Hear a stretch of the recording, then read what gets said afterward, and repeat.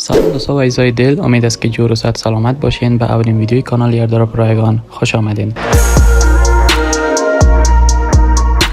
در این ویدیو راه حل معمای کلید همه سر را به شما عزیزان نشان میدم.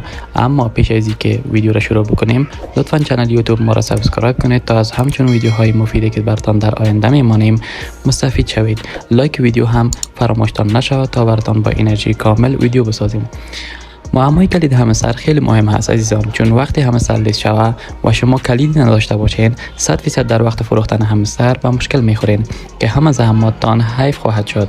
پس خیلی جدی بگیرید. خب بریم که اول ویدیو رو ببینیم.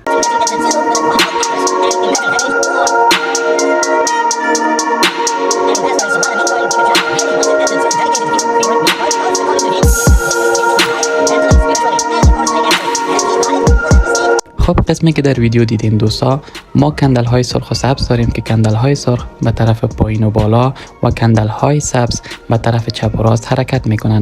ناگفتن امانه که هر روز معمای جدید میآید و ما داخل همین چینل براتون نشر ساخته میرم. حالا مشکل بعضی از دوست های ما ای هست که کندل ها را نمیتونن به راحتی حرکت بدن و صفحه شان از گیم خارج میشه. ویدیو را لایک تا برات بگویم دوست عزیز این قسم خانه میشه دیگه.